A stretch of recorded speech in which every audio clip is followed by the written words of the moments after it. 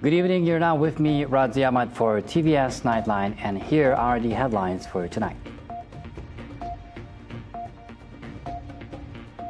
The Sarawak governor and his wife paid their last respects to the late retired Corporal Etin. The Sarawak government considers naming several developing areas after the region's fallen heroes. And now Sarawak is now researching process of converting biomass and biogas into hydrogen via pyrolysis.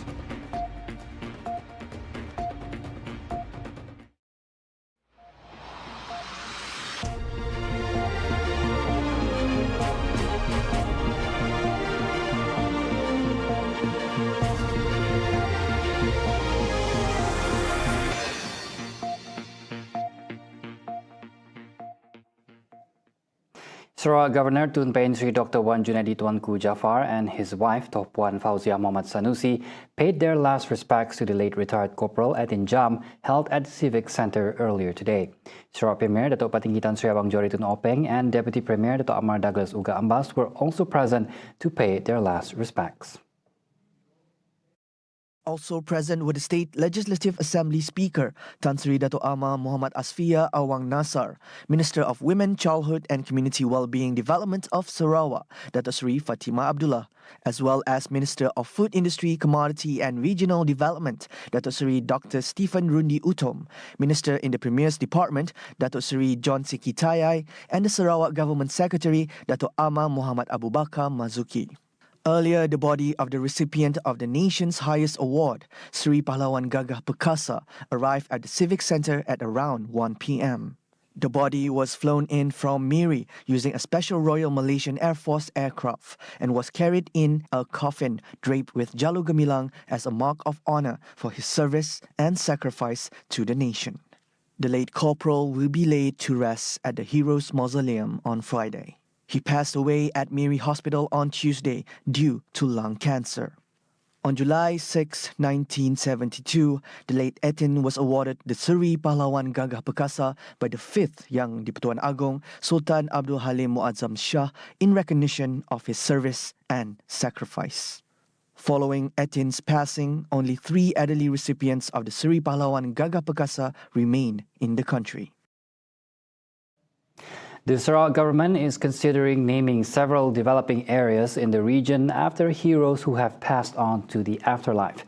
Premier Dato' Patinggitan Sri Abang Johari Tun Openg stated that this is to recognize and appreciate the services and contributions of those who defended Sarawak's sovereignty during their service. Abang Johari explained that there are indeed some ideas to immortalize the name of another famous Sarawakian hero, the late Warrant Officer 1, PW1, Temagong Datuk Kanang Anak Langkau. Memang kita ambil kira macam mendiang Kanang. Kita telah menamakan satu tempat terlupa di bawah nama Kanang. Begitu juga dengan pahlawan-pahlawan kita yang lain. Sudah tentu kita mengambil kira dalam kita menempatkan tempat-tempat kita sedang membangun. Sudah tentu ada tempat-tempat baru yang boleh kita namakan atas nama pahlawan-pahlawan kita dengan jasa mereka. He said this to reporters after attending the last respect ceremony for retired Corporal Etin, one of the few people who received the nation's highest award, Seri Pahlawan Gagah Perkasa, SP. Abang Johari also expressed his condolences to Etin's family. He noted that the late Etin had greatly contributed to Sarawak's security, particularly during the era of communist threats. He hopes that the heroism of the late Etin will serve as an example to the new generation, encouraging them to also contribute to the efforts of defending Sarawak and Malaysia's sovereignty. The late Seri Pahlawan Gagah Perkasa, retired Corporal Etin was described as a source of strength and unwavering support for his children. His daughter, 57-year-old Linda Nacha Etin, shared that since their mother passed away 7 years ago, they have depended heavily on their late father for love and support. My father overall is the most kind person. He's very kind. He's very humble. He is very, supportive of us. And the most is that he share his love with us. After our mother deceased 7 years ago, so he has been our pillar lah, for us. Okay, my sibling, we are all girls. There are four of us. One of our sibling has deceased as well. So he has been our support for all this time. Linda also mentioned that as a hero who served the nation in the police force, her late father fulfilled all his duties with utmost dedication. In the inferior complex that I mentioned here is that he do not go to school. He doesn't have any academic the qualification. The Iban said that the ABC lantak niang pun nak nemu dah. Those are the type. But when he become a policeman, he do all the things that, as a person doing that is in line of his duty. Throughout his service, Linda said her father was committed to his mission of safeguarding the nation's security from any threat. Sarawak is now researching a method to convert biomass and biogas into hydrogen, a process known as pyrolysis. Sarawak Premier Dato' Patinggitan Sri Abang Johari Tun Openg said the process will produce hydrogen more sustainably while also producing solid carbon. This process yield, they call it solid carbon, which contains valuable carbon properties such as graphite and graphite. Meaning we now have the potential to produce synthetic graphite, a critical component for batteries, electrodes, and advanced materials. Abang Johari explained that the graphite can also be used as a component in electrolyzers to reduce the consumption of power during hydrogen production. And if you can produce this graphite, possibly, you campur lah. You try campur, for all you know, they can produce molecule of hydrogen at a cheaper consumption of power. If that is the case, hydrogen will be cheaper. All the cars will be using hydrogen. And we become the producer of hydrogen in this part of the world. He said this in his speech during the launch of the Sarawak Electrolysis Assembly and Distribution Facility, SEADF, at Demak Laut Industrial Park in Kuching earlier today. The facility, the first ever of its kind in Southeast Asia, will produce electrolyzers to produce hydrogen through electrolysis. Sarawak Premier Dato' Patinggitan Sri Abang Johari Tun Openg stressed that the cooperation between the Sarawak government and Petroleum Nasional Berhad Petronas is founded upon established laws. In connection to this, he reaffirmed that Sarawak does not violate the National Oil Company's rights through that cooperation. At the same time, Abang Johari gave his assurance that both entities are partners in the oil and gas industry that benefit the country as a whole. But of course, when I do my part in the oil and gas industry, I look also at the right that we have in our law. We have to operate within the legal parameter of our law. And Petronas understand this. And we also understand. But outside people want to keep us. So that Petronas cannot work with Petros. He said this in his speech during the launching of the Sarawak Electrolyzer Assembly and Distribution Facility, SEADF, which will be under the management of SEDC Energy and Lestari H2 Gas, a child company owned by Petronas. Abang Johari said Sarawak adheres to the provisions in the Federal Constitution, specifically Schedule 9, Part 5, by exercising its rights to generate revenue through the implementation of sales tax. Meanwhile, Abang Johari mentioned that he is aware that are parties in Peninsular Malaysia who are envious of Sarawak's success in increasing revenue collection through the oil and gas sector. Regarding the launch of the first electrolyzer distribution facility in the country and the Southeast Asian region, Abang Johari said it is clear evidence of the close cooperation between Sarawak through SEDC Energy and Petronas. And it is better for us to work together. Of course, during this process, collaboration, we can train our local people. I understand this facility is training 8 Sarawakians in this particular plant. And these 8 people can be grouped to be the engineers behind this plant.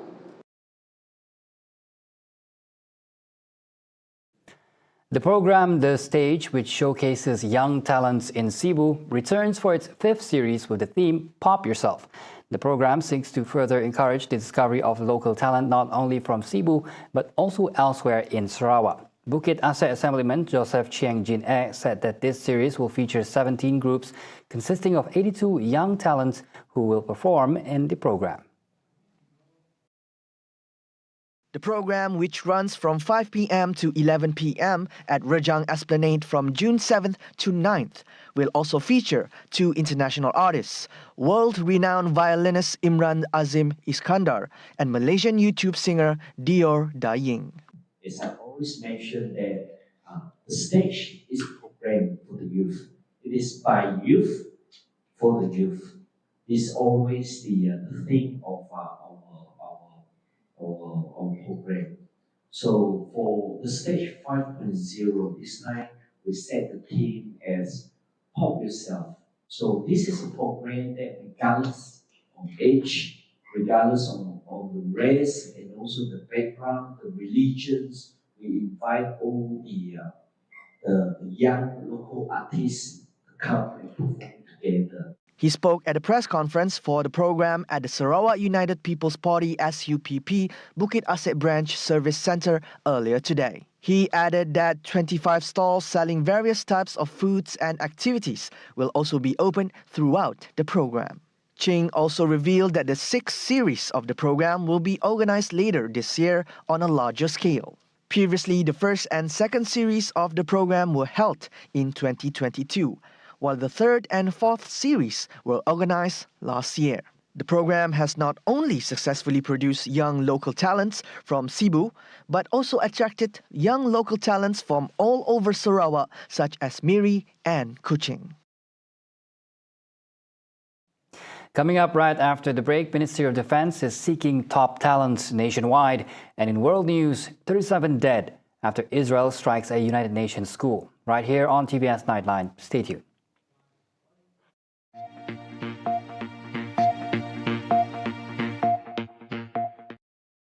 La la la la la le, aku berlagu ngau hati gagal. Udah tu padu aku nak. Kak bercerita mimit tentang album Bujang Sarawak tu. Mayuh orang nanya nak nama kebuah tu. Aku Maxwell Franklin Saran, anang dah ingat berperindang ngau aku minggu tu dalam program Pemerindang Borneo.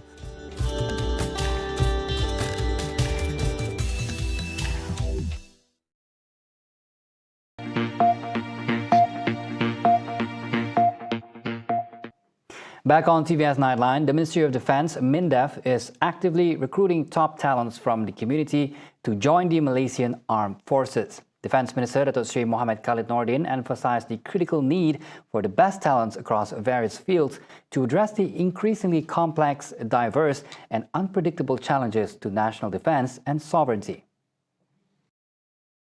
Speaking at the Public Higher Education Institution IPTA and the Overseas University ULN Assistant Presentation Ceremony for 2024 at the Defence Complex on Thursday, Datuk Seri Mohamed Khalid highlighted that many international counterparts acknowledge the necessity and importance of bolstering defence forces with diverse knowledge, skills and capabilities. Berbekalkan realiti itu, MINDEF dan ATM mahu memberi perhatian kepada usaha mengumpul bakat-bakat yang terbaik.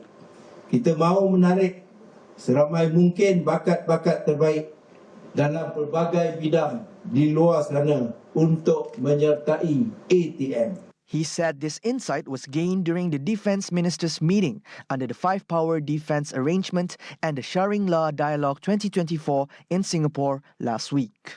This year, 94 students, children of ATM personnel who are pursuing their studies at IPTA and overseas universities receive incentives. Since 2001, the Armed Forces Fund Board Foundation has contributed over 2.3 million ringgit to children of ATM personnel who have successfully advanced their education, benefiting 2,247 students. Commenting on the incentives and assistance provided today, he said it reflects the government's appreciation and gratitude towards ATM members. He noted that recognizing educational excellence signals that ATM seeks the best talents, a highly educated, intelligent, and knowledgeable generation to join the force and advance the national defense and sovereignty agenda. At this event, he also witnessed the presentation of a mock check for the SPM Elite Touch Program 2023 by Iltizam by Equinas to support the implementation of SPM Elite Touch Program 2024. Smuggling cases of RON 95 petrol has been on the rise following the government's announcement of targeted diesel subsidies. Domestic Trade and Cost of Living Minister Dato' Armizan Muhammad Ali noted that as a result, fuel smugglers have adapted their strategies in response to these changes. Armizan said this in a special press conference after patrolling the Malaysia-Thailand border at Sungai Golok, Pangkalan Kubur, here today. He added that his ministry also found that smugglers often make repeated fuel purchases at petrol stations around the bordering states, with modified petrol tanks to contain more petrol than a normal tank would do. To address this situation, the ministry has issued a supply controller's instruction to petrol station owners, requiring them to monitor and report vehicles making repeat purchases. According to him, the directive will take effect tomorrow, following an engagement session with petrol station owners throughout Kelantan.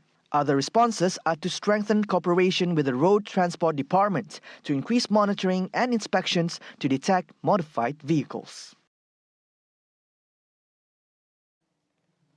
In an effort to facilitate the withdrawal of money for Malaysian pilgrims, Lembaga Tabung Haji (TH) has provided 3 automated teller machines at the accommodation buildings for Malaysian pilgrims.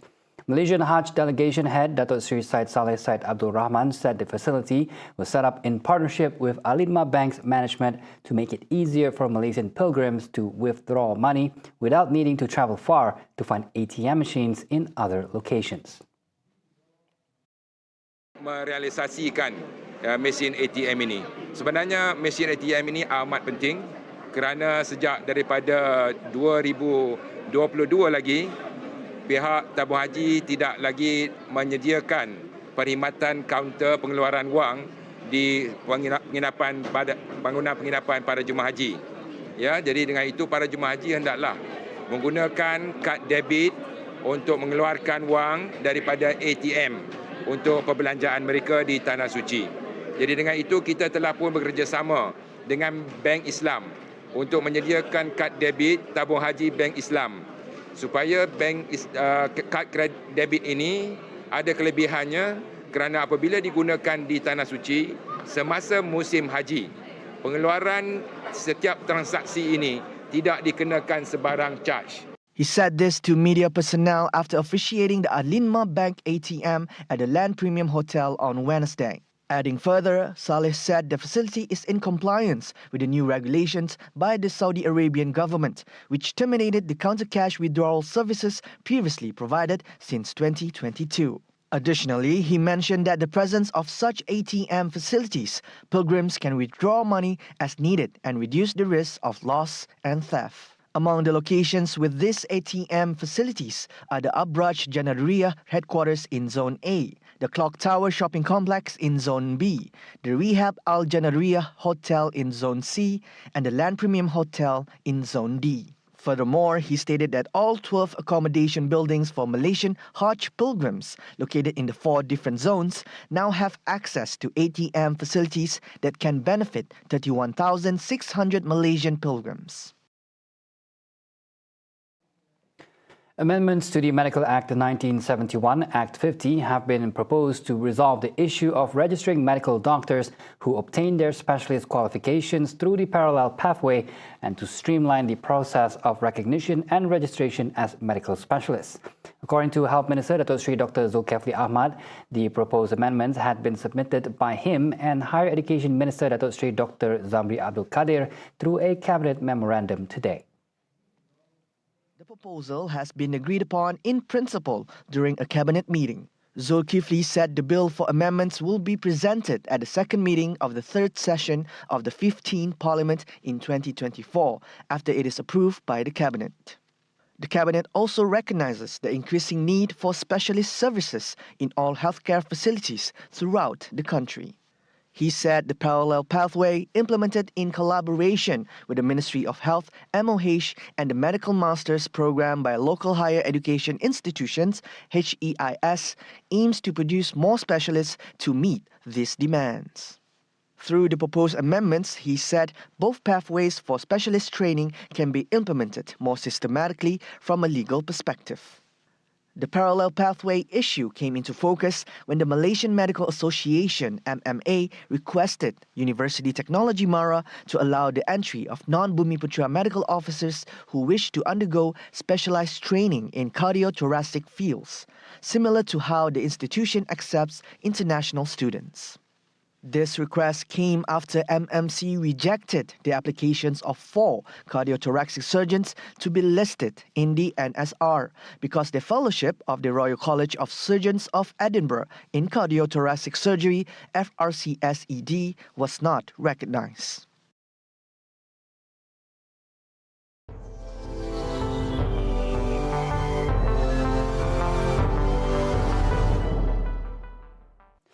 Moving on to the Israeli-Palestine conflict, at least 37 people were killed in an Israeli strike on an UNRWA-run school in the Nusayrat area of central Gaza just before 2 a.m. on Thursday. Israeli military justified this by claiming that the school was a Hamas compound and that several militants have been eliminated in the precise strike.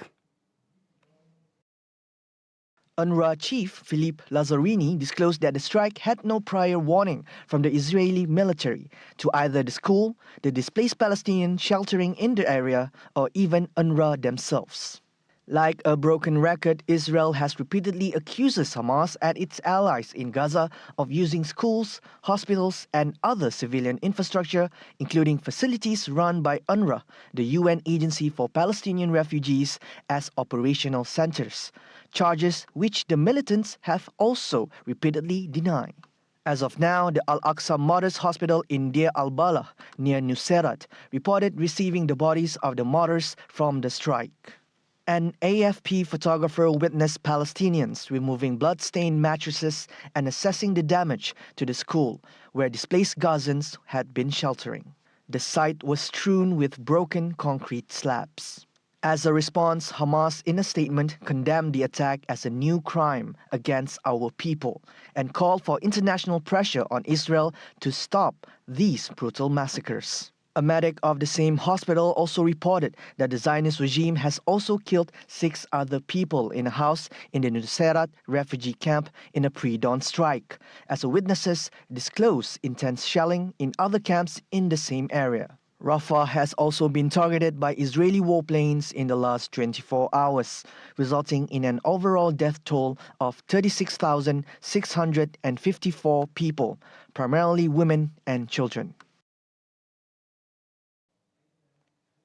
Meanwhile, Spain goes all in by joining South Africa's case at the United Nations top court, the International Court of Justice, after the country has formally recognized Palestinian statehood. Foreign Minister José Manuel Álvarez stated that Madrid's sole goal is to put an end to the war and to advance a two-state solution to the conflict. Tribunal. Lo que nosotros vamos a hacer es, y es aquello que permite el estatuto del tribunal, intervenir en esa demanda apoyando al tribunal en su interpretación de las medidas cautelares que va haciendo y aportando todos aquellos elementos que puedan ayudarle a aplicarlo. Sobre lo que es en sí el delito de genocidio, esa es la labor del tribunal y, como he dicho en muchas ocasiones, por supuesto, España, igual que está haciendo con las medidas cautelares, apoyará la decisión que tome el Tribunal Internacional de Justicia. His statement came a week after Spain, together with Ireland and Norway, recognized the state of Palestine, joining other UN members, which sparked a bizarre reaction from the Zionist regime. Previously, South Africa brought a case before the International Court of Justice, alleging that Israel's Gaza offensive, launched in response to an unprecedented Hamas attack, violated the 1948 UN Genocide Convention. Israel has vehemently and shamelessly denied these accusations. However, following nearly 9 months of one-sided offensives, the increasing number of fatalities in Gaza predominantly involve civilians who have been displaced, notably women and children, with refugee camps bearing a significant brunt of the casualties. On Thursday, the chief of the UN Palestinian Refugee Agency, Philippe Lazzarini, stated that Israel had launched a strike on one of its Gaza schools without prior warning, where thousands of displaced individuals were seeking shelter. Russian President Vladimir Putin criticized the West for providing Ukraine with long-range weapons and suggested Moscow might respond by arming other nations to target Western interests. His comments followed approvals by several Western countries, including the US, allowing Ukraine to strike targets inside Russia, a move Putin described as a grave miscalculation.